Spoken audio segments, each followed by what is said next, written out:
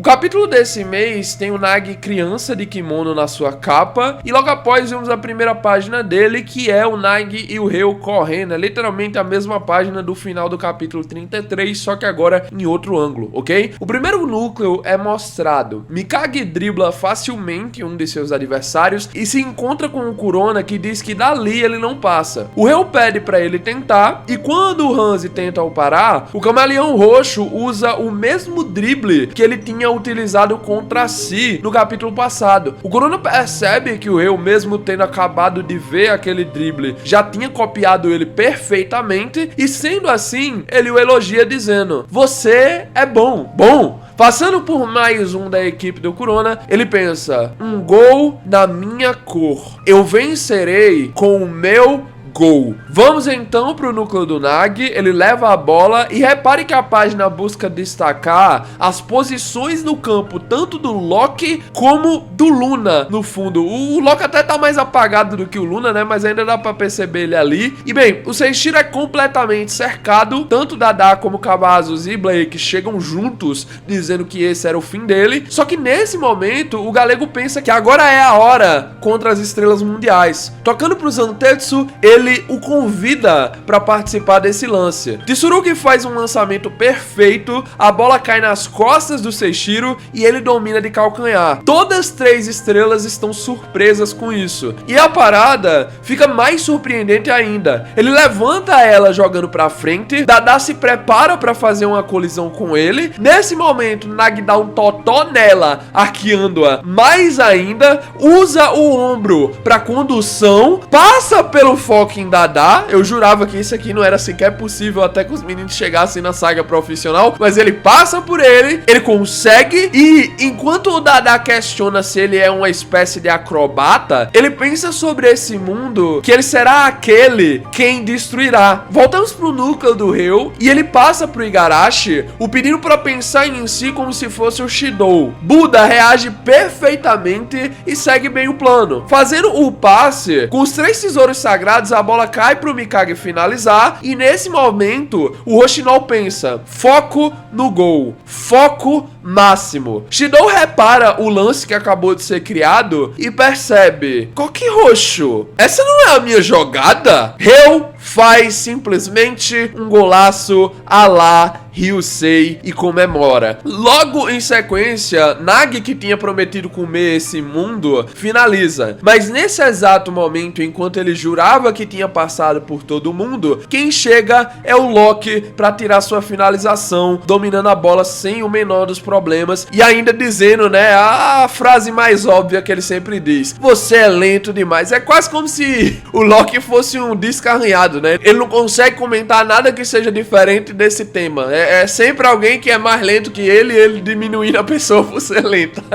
Muito rápido, uma velocidade que não é humana. Essa é a conclusão que o galego tem sobre ele. O Loki pergunta: "Escolhendo brigar conosco sozinho, você não tem medo de nada?" Luna então complementa: "Ele é o mesmo que você, Loki. Mesmo que você nos despreze." O Loki então responde: "Não é bem assim. Ele diz que respeita os 4. Todos eram incríveis até ele aparecer."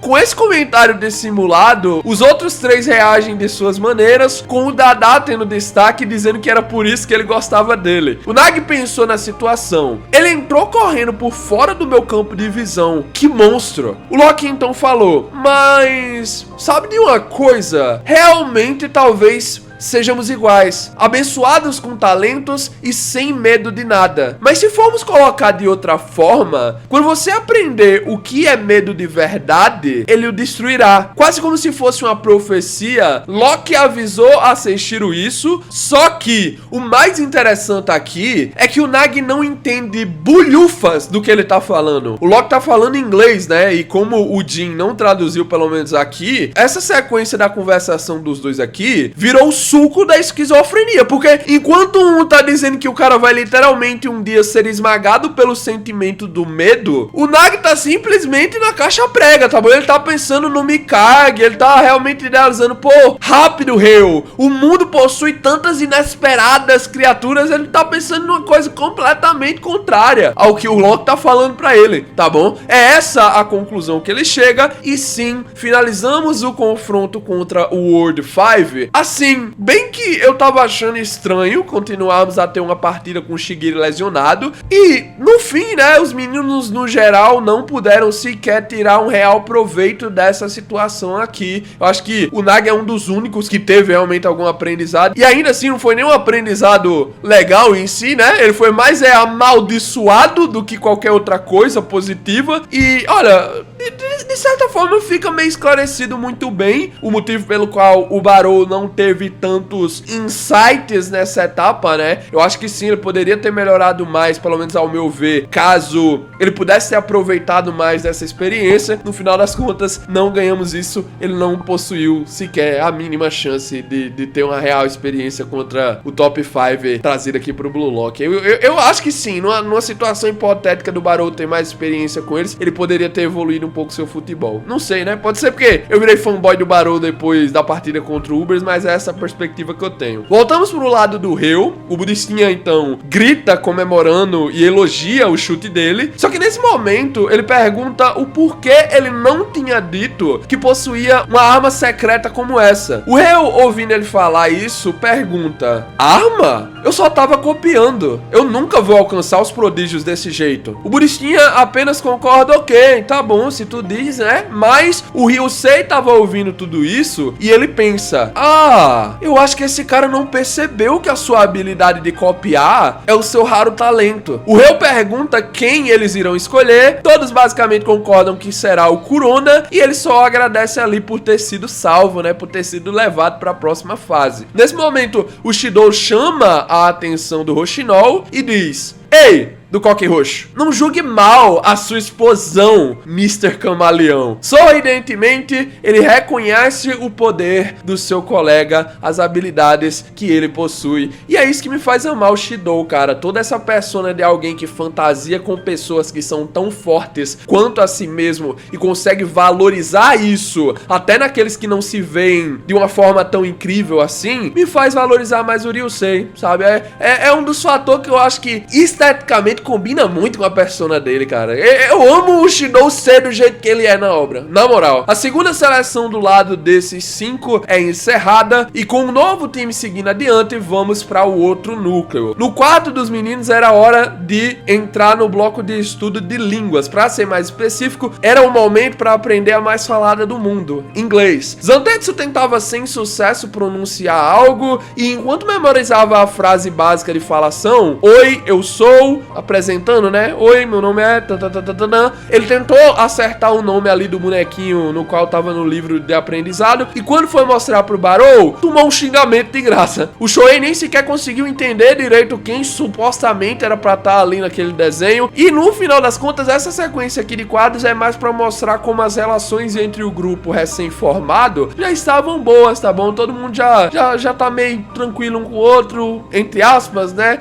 Eu sei que não aparenta, mas nós sabemos bem que essa é a forma dos meninos estarem de boa uns com os outros, tá bom? Foi bem rápido porque Yora, no final das contas, se enturmar mesmo. É essa a conclusão que eu tirei daqui. O Nagi tava um pouco chateado com eles estarem sendo tão barulhentos e também desgostava da ideia de ter que estudar. Por isso que ele tava na cama mexendo no celular. Nesse momento, ele começou a pensar sobre o que ele deveria conversar quando reencontrasse o Mikage. Talvez sobre as estrelas mundiais, ou talvez como ele havia mudado bastante. Talvez ele deveria pedir desculpas por ter dito algo tão maldoso, ou nesse momento que ele tava tendo essa ideia, tentando chegar a alguma conclusão, Kiora finalmente decidiu traduzir o que o Loki havia dito pra ele mais atrás. A última coisa que o Loki disse pra ti foi: quando você aprender o que é o medo, ele o quebrará. Ouvindo isso, ele agradeceu e se perguntou: do que eu tenho medo? Nunca vencer o Yoshi? Não, eu estaria de boa com isso. Eu poderia simplesmente continuar o perseguindo depois daquele gol, simplesmente pra sempre. Algo assustador. Algo assustador. Ele tava ali tentando realmente descobrir, mas nesse momento foi avisado no televisor. A segunda seleção acabou de concluir. Agora temos todos os jogadores que irão prosseguir para a terceira seleção. Por favor, ponham os seus uniformes de treinamento e se juntem na sala de união central. Todos então partiram. E Nagi continuava a pensar sobre isso. Há algo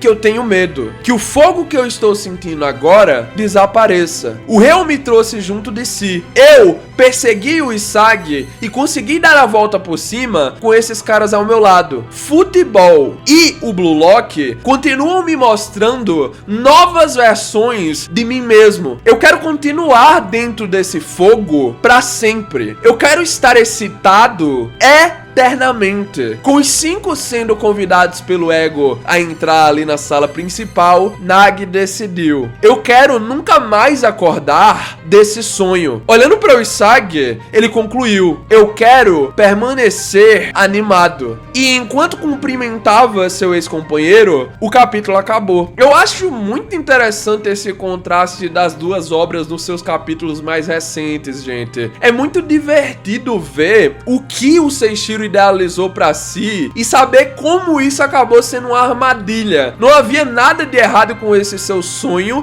só que uma coisa que me fez ficar pensando foi a forma como o Loki profetizou o fim dele. Ele basicamente concordou que eles eram iguais, mas depois disse que quando o Nagi aprendesse o que era medo, esse sentimento seria responsável pela sua destruição. Será que não dá pra tirar uma certa conclusão em cima dessa fala, de que o Loki já passou pelo mesmo cenário que o Nagi tá passando agora? A forma como ele falou parecia até como se ele tivesse passado por cada etapa. Alguém abençoado com talento e sem medo de nada, que quando aprende o que é o medo, é destruído por ele. Se isso tiver ocorrido de uma forma parecida com o Loki, será que não prova que existe uma saída até mesmo nessa situação? O que o Loki fez pra vencer o seu quando se encontrou encurralado? Essas foram as questões principais que esse cap me trouxe. Talvez futuramente possamos ver mais do maior prodígio do mundo atualmente e entendamos o que aconteceu no seu passado. Parando pra pensar, isso pode até se sincronizar muito bem com a situação do Itoshi Sai, né? 3 situações que, por mais que sejam diferentes, também são muito parecidas. Um talento que desistiu do seu sonho para seguir por um outro caminho, um talento que contornou o seu medo e conseguiu se estabelecer, e o Nagi, um talento que foi destruído totalmente pelo medo, mas agora precisa decidir o que fazer com isso. Ele carregará esses fantasmas pelo resto da vida ou tomará a derrota como aprendizado e seguirá em frente? É isso que devemos descobrir em breve na obra principal. De toda forma, gente, esse foi o capítulo 34. Nos vemos aqui amanhã para os spoilers, provavelmente, do capítulo 302 de Blue Lock. Muito obrigado pelo apoio. Vamos ver como é que se encaminha a obra da spin-off aqui. Agora eu tô realmente curioso para ver o tanto de espaço que vai ganhar esse próximo arco aí, que é o de preparação para a partida contra a antiga Sub-20, né? Valeu, falou e